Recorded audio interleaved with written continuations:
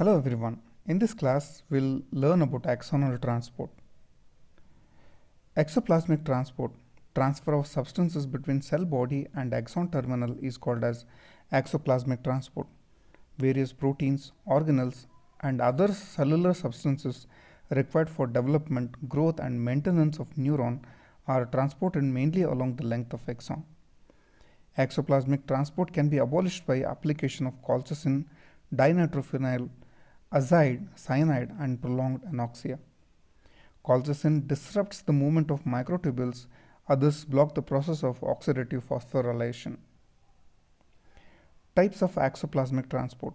In exoplasm, transport process can occur in both directions by different transport mechanisms. Accordingly, they are called anterograde, retrograde, and transneuronal transports. Anterograde transport. The transport of material from cell body towards axon terminal is known as anterograde transport. For example, various neurotransmitters synthesized in the cell body are packaged in vesicles and get secreted at the nerve endings through exoplasmic microtubules. Anterograde transport process is mapped by leucine. The rate of transport process may be fast or slow. Fast exoplasmic transport. This occurs at the speed of around 400 millimeters per day, which is accomplished by kinesin, a microtubule associated protein that transports many organelles, vesicles, and membrane glycoproteins. Slow exoplasmic transport, which occurs at the rate of about 0.5 to 2 millimeters per day.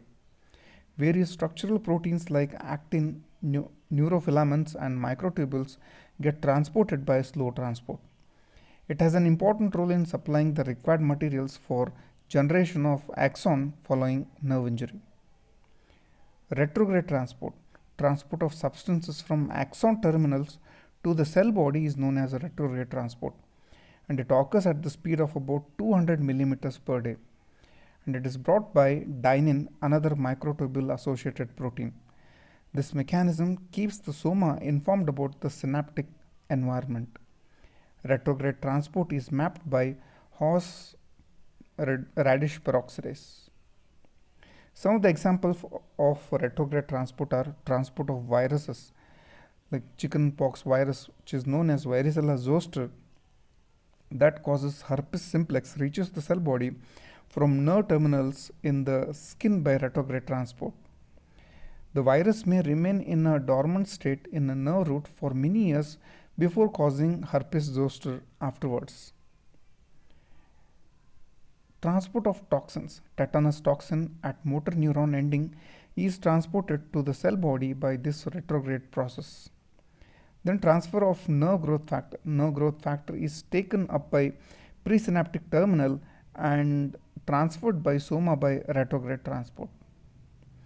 Reuptake of synaptic neurotransmitter. Neurotransmitters like norepinephrine released at the nerve terminals are rapidly removed from synaptic cleft by reuptake into presynaptic neuron.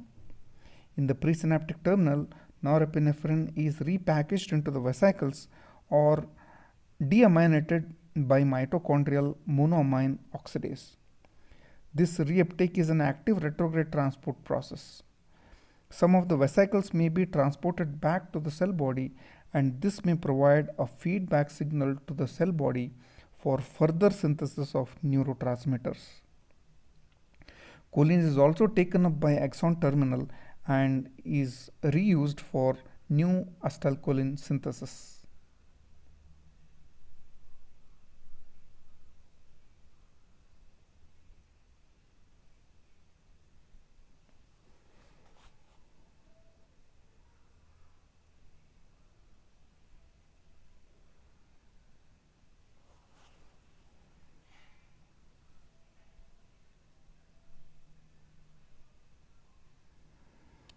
This diagram shows the anterograde transport and retrograde transport. The substances